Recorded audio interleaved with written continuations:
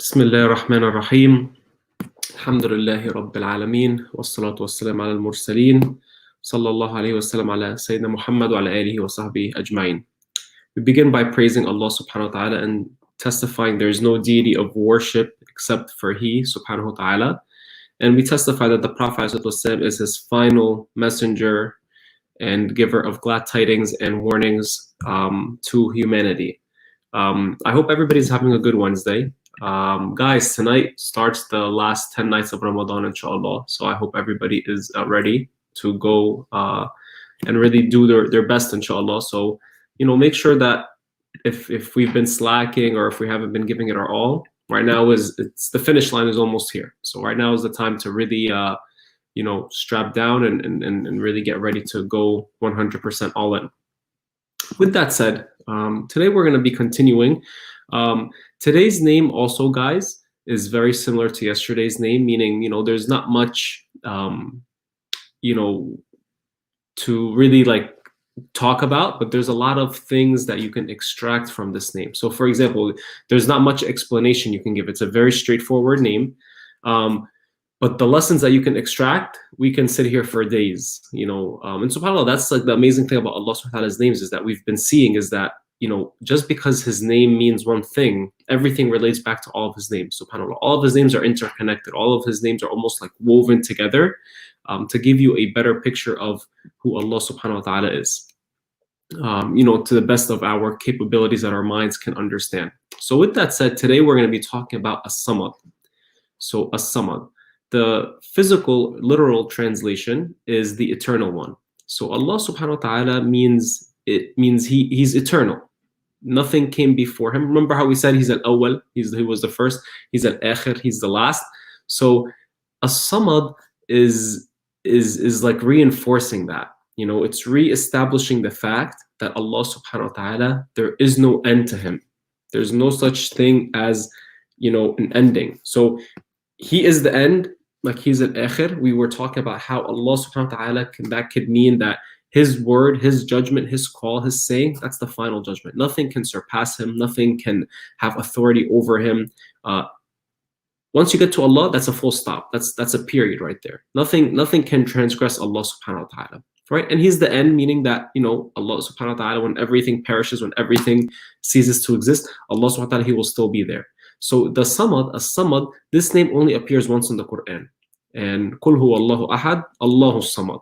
Say he is Allah subhanahu wa ta'ala, the one, the only, the eternal one, the samad.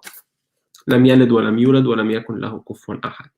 Now, when we are in a problem, who do we reach out to, guys? If you have a financial difficulty, we talked about that. You would call upon Allah subhanahu wa ta'ala, his name being Al-Ghani, right?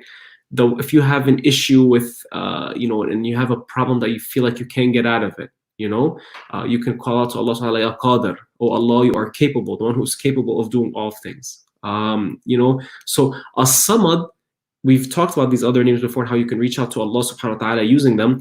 As-samad is like the all-encompassing of all of those names.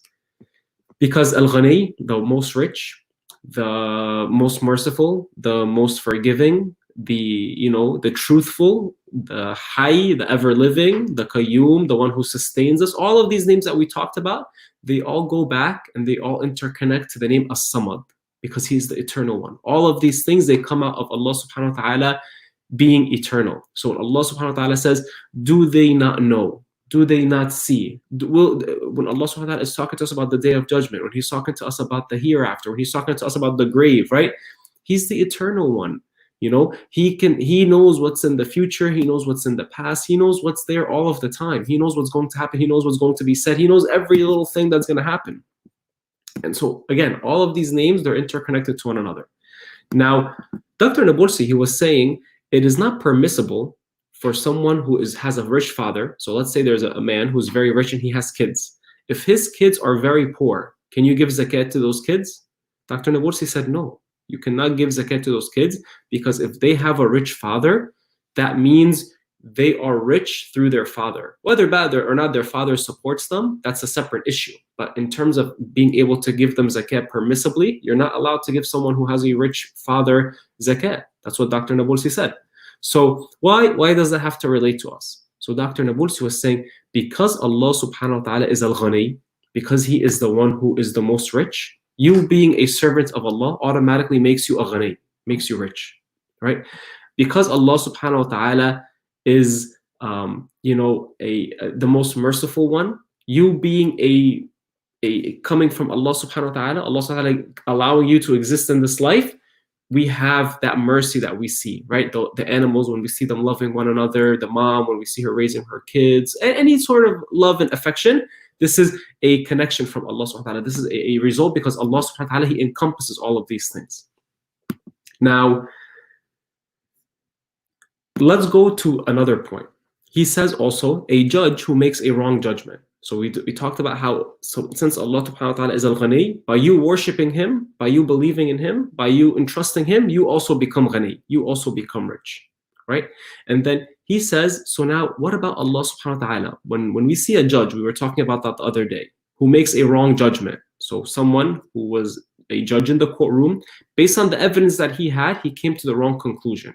Not because he was unfair or not because he was unjust. He just didn't have the right evidence. So based on the evidence presented to him, this man is guilty. So he says, you are guilty. However, in the future, more evidence surfaces and more evidence comes out. And then now it realizes, oh my God, we actually put that man behind bars for no reason. We see that all the time, guys. People are in jail for 20, 30 years. And then DNA testing comes out. And then they're like, they're innocent. They never committed that murder, or they never did this crime, or whatever it may be. And then they are released 30, 40 years from prison. Their whole life was taken away from them. SubhanAllah, may Allah protect us. Now, can you say that that judge is a dhalim? Dr. Nabulsi was saying. He's saying, no, you cannot. Because based on the evidence that he had, based on the facts that was presented to him at the time, he made a decision based on what he had at the time, and he had no intention to be unjust. So you cannot say that that judge is unjust or not fair. However, is it possible that Allah subhanahu wa ta'ala can ever cast a judgment on you unfairly? Allah subhanahu wa ta'ala, Dr. Nabulsi said, He says on the Day of Judgment, لا ظلم اليوم. Understand that this is not dunya. There's no such thing as anything is hidden from me, right? He is the eternal one. He's the one who was there from the beginning all the way to the end. There is no end for Him, subhanahu wa ta'ala. So this name reinforces all of Allah subhanahu wa ta'ala's other names and attributes. When I know that Allah subhanahu wa ta'ala, He says He is the one who owns all of the heavens and all of the earth, I believe it, because He came before any of all of these people. He came before any of these riches. Allah subhanahu wa ta'ala was there before the earth was even created. He's the one who created the earth. He's the one who created all of the gold, all of the money, all of the fine things in life. And He's telling you all of those things are in His hands. He can give them to you if only you ask Him. That's all Allah subhanahu wa ta'ala wants us to do, is to ask Him for those things. So, لا ظلم اليوم. Allah subhanahu wa ta'ala makes it very clear on the Day of Judgment. Today, there is no oppression. No one will be unjust. No one will have any injustice towards them, right? When Allah subhanahu wa ta'ala destroys a nation, He literally says it in the Quran, and Allah subhanahu wa ta'ala was not unjust with them. In fact, they were unjust to themselves. They oppressed themselves. Allah subhanahu wa ta'ala does not oppress anyone. So, why are we mentioning all this? How does this all relate back to as-Samad? Allah subhanahu wa ta'ala, guys, being the eternal one, He wants you to be with Him eternally in Jannah, right? Allah subhanahu wa ta'ala, obviously He is not in Jannah, He's above all of His creation, but He wants to give us eternal life. He wants us to be eternally happy, subhanAllah. And we talked about this in previous videos, how He's such a merciful Lord that He created us for a very small test in this life, 100 years, 150 years, however long you're going to live, 200 years, 300 years, the very small amount of time you'll live, right? Compared to eternity, it's nothing. So you just come to this life, you do a few things that Allah subhanahu wa ta'ala asks you to do.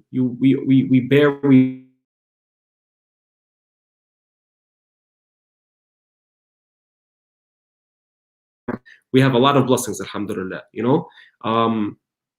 And then he rewards you with eternal happiness. He rewards you with eternity, that you live forever and ever and ever and ever. SubhanAllah, what an amazing bounty from Allah subhanahu wa ta'ala. Now, some people in this life, they don't understand Allah's wisdoms. So for example, Dr. Nabulsi was saying, there's some people that others always come to them for help. You know, there's specific people that Allah subhanahu wa ta'ala chose in this life that other people will always come to them for help. Do you guys know why? Because Allah knows that those people are going to help. You know, so let's say you have somebody, his name is, Amr.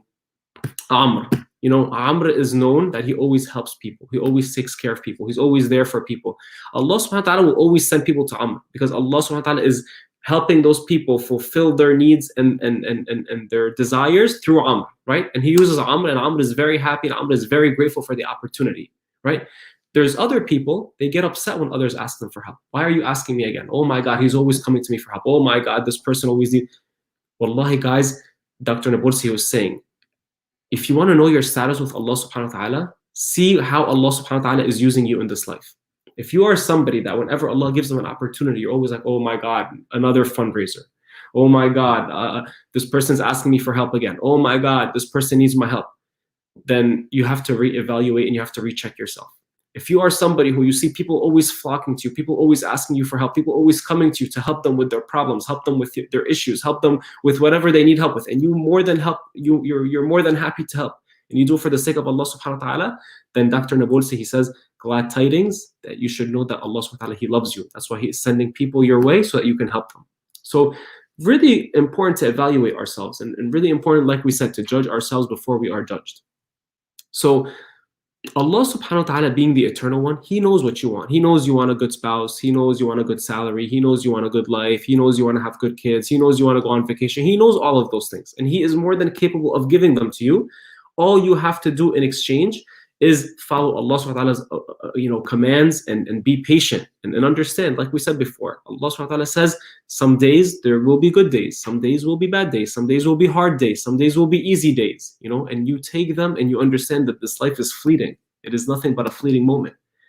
Now, speaking of Allah subhanahu wa ta'ala being as-Samad and being the eternal one, Allah subhanahu wa ta'ala, the Prophet he tells us that every single night, Allah subhanahu wa ta'ala, he will descend into the lowest heaven in the last third of the night. We all know this. And he says, who is calling upon me that I may answer him? Who is asking me so that I may give him? Who is seeking my forgiveness so that I may forgive him? So he is literally waiting for us. If someone is saying, well, I've been asking Allah, remember we said, never say that. You never say, I've been asking Allah subhanahu wa ta'ala and he doesn't answer me. The Prophet said that Allah's not going to respond. You've become hasty. Allah will not answer you.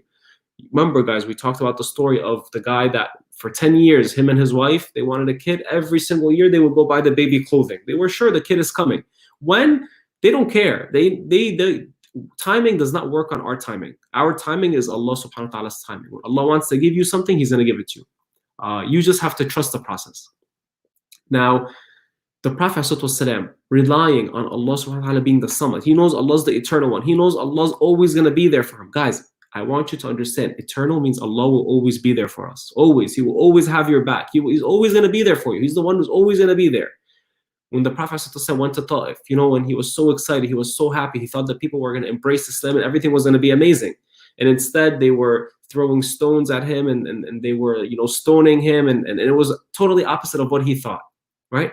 Who does he turn around to? Does he turn around to another human to complain? Or does he get mad at Allah and say, you know what, I am coming here to do good and look what happened to me? No. You know what he says, guys? And I'm going to translate it for you in English.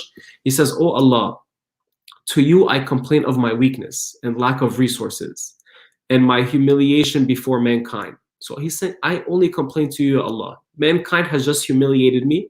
Mankind has just weakened me. They took advantage of me. They beat me up. And I don't have anyone. So I'm coming only to you to complain. You are the most merciful of those who show mercy. It's not complaining to Allah. Ya Allah, why did you do this to me? Why are you so distant? You are the most merciful of those who show mercy. He is praising Allah subhanahu wa ta'ala. This is a lesson for us, guys. Wallahi, when you're going through any sort of hardship, you praise Allah subhanahu wa ta'ala for it. You thank him for it. And you tell him, you tell him, I'm weak, Ya Rabb, I need you to help me. And it's in that moment of us humbling ourselves and showing Allah subhanahu wa ta'ala we understand he is the powerful one, he is the eternal one, he is the strong one, he is the one who can give us everything we want. He's going to give you whatever you want. He's just waiting for you to humble yourself and come to him. So he says, you are the most merciful of those who show mercy. You are the Lord of the weak, and you are my Lord. To whom do you entrust me? To someone distant that attacks me, or to an enemy that you gave him control over my affairs? So Allah subhanahu wa ta'ala, he's saying, Ya Allah, who are you going to leave me? Are you going to leave me in their hands? These people that are trying to kill me, these people that are trying to hurt me? I am weak, but I am coming to you. I know you are the strong one. I know you are the eternal one. I know you are the one who sees all things. I know you are the most fair. I know you will always have the back of the believers, right? So then what does he say? With all of that, though, ya Allah, even though they humiliated me, even though they beat me up, even though they took advantage of me, you know what? If you are not angry with me, then I do not care. But your protection is much better and more ample for me. If you are not angry with me, Allah, if this is just a test, if this is just another trial, then as long as you're not mad at me, as long as you're not humiliating me because you're not angry with me, then I don't care. I will withstand this test. I have no problem being patient.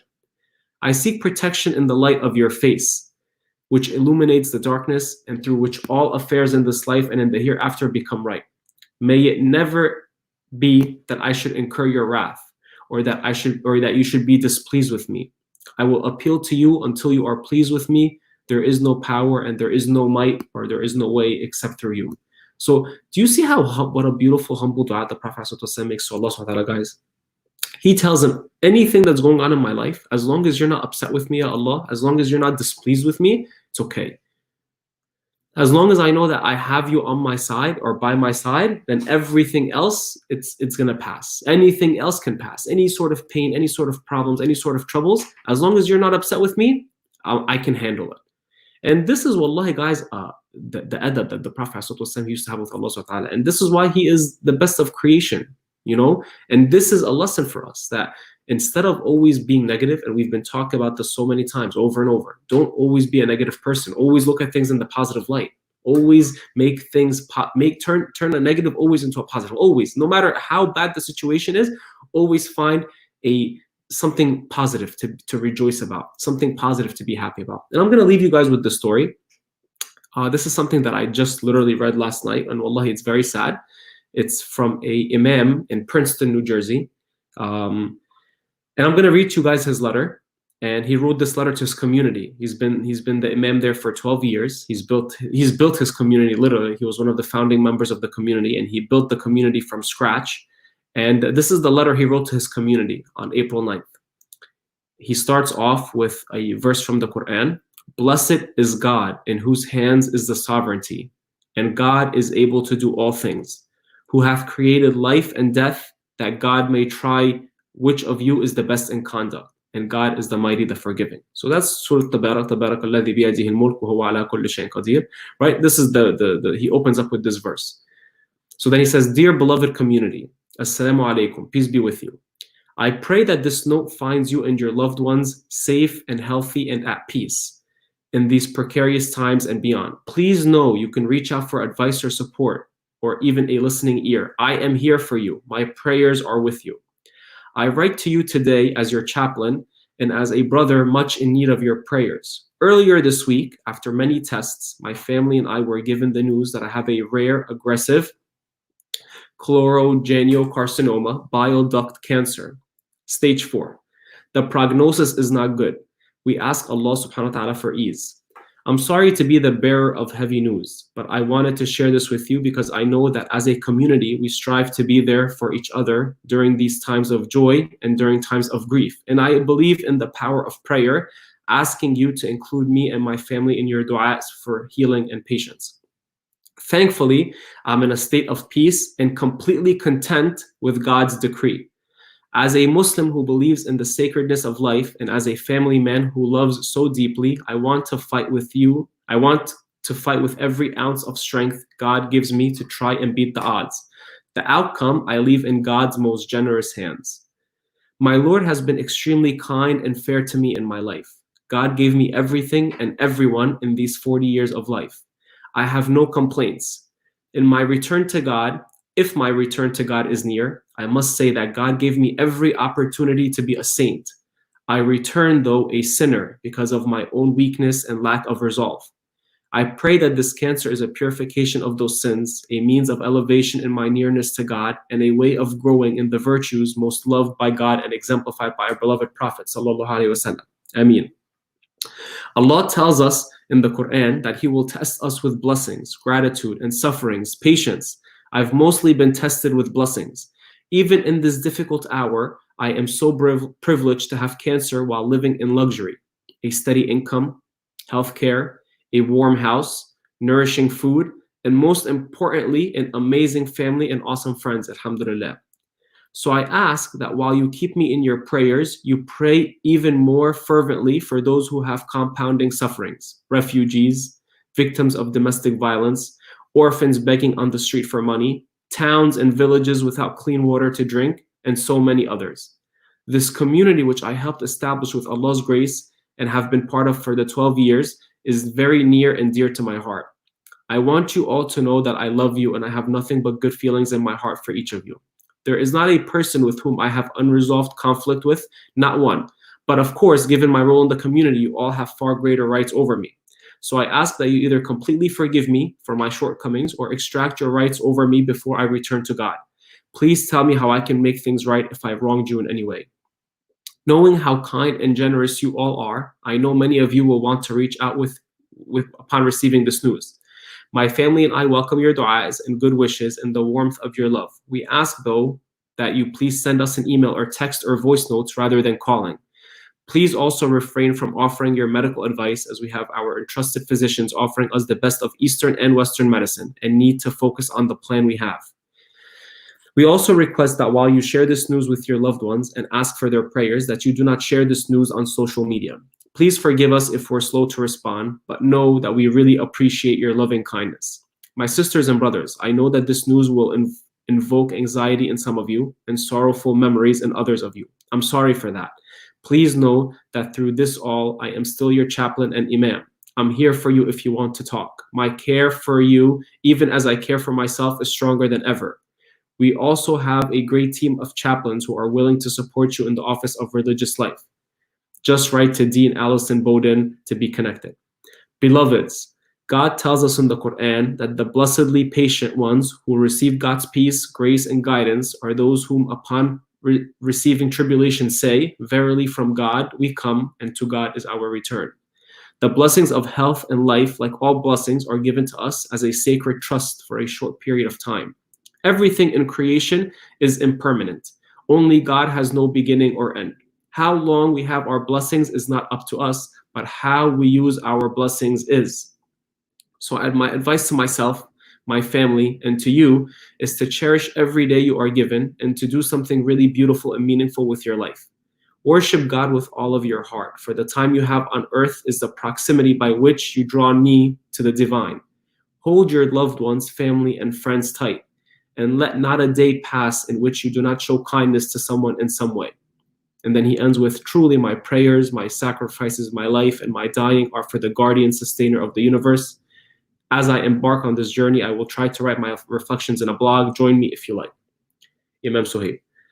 Wallahi, guys, I mean, there's really no words after reading that letter. You know, this man, by the way, I was reading up about him, and I know he said in his letter here, don't share this on social media, but they actually launched a campaign for him. Alhamdulillah, they almost raised 400,000 for him and his family, and they had his permission to do so. So that's why I was sharing this with you. This guy, him and his wife, they traveled a few years ago to Pakistan, because I saw in his picture was him, his wife, and a little girl, and I thought that was his daughter, subhanAllah. And his main worry about all of this, he's not worried about the cancer. You know, he's happy with Allah subhanahu wa ta'ala's decree. His main worry was this little girl that was in the picture, subhanAllah, him and his wife, they actually adopted her from Pakistan a few years ago. So that's not even his own natural daughter. That's just somebody that's another human being that he adopted, him and his wife, and they're raising. His whole worry was that he wants the community to always be a role model for his daughter. Never let his daughter or his wife, if God forbid something happens to him, that they would just be left to struggle or suffer. And he has full faith in Allah subhanahu wa ta'ala, but he's saying just like, all I want is just be a good role model for my daughter and, always be there for her. I want the whole community to always be there for her. Like I said, guys, wallahi, there's no words after you read something like that. Whatever problem you have, whatever issues you have, they're nothing compared to what other people are going through, And like he told you, life is very, there's nothing much I can really say after that. Life is very short. Life is very fragile, and we have to use every second, every moment to, get closer to Allah subhanahu wa ta'ala. And we have to pray for our brother Suhaib. Please, guys, I don't know him, but please pray for him that Allah subhanahu wa ta'ala gives him a full recovery, a miraculous recovery, inshallah, and that he is able to be there to, for his wife and for his kids. As for us, we have a lot of work to do, guys. Wallahi, we have a lot of work to do. We're very, very, very, very, compared to these people, starting communities and, adopting orphans and, wallahi, role models. These are role models. When you see somebody get a nice house or a nice car, that's not goals. No one cares about a nice house or a nice car. A goal, go adopt an orphan. Then I'll give you hashtag goals, Go and build a masjid. Then I'll tell you hashtag goals. Go and do something good for yourself or for your community. Then you can say hashtag goals. But if you go and you buy a nice car and you're flaunting it and you're wearing nice clothes and that's not goals. Wallahi, that's stupidity, because that stuff is not going to help you at all. You're going to die and you're going to leave it. With that said, Allah subhanahu wa ta'ala, He is the eternal one. He is waiting for us. Our time with Him is coming very soon. So let us prepare, guys. Let us prepare. Let us prepare something good for Him, because Allah subhanahu wa ta'ala, that day is not going to be an easy day. And like you said, He says in His letter, subhanAllah, look at this man's life, an amazing life. And He says, you gave me every chance to be a saint, yet I returned to you as a sinner. Then what about us, guys? What about, Abu Bakr, when he's saying, if one of my feet is in Jannah, I can't even guarantee that the other foot will be in Jannah. What about these people? So where are we in any of this? So use these last 10 nights to connect back with Allah subhanahu wa ta'ala. And I tell this to myself first and foremost, With that said, we ask Allah subhanahu wa ta'ala to make us from those who hear the best of speech and follow it. And wa akhiru da'wana alhamdulillahi rabbil alameen. And I'll see you guys tomorrow, inshallah. Assalamu alaikum.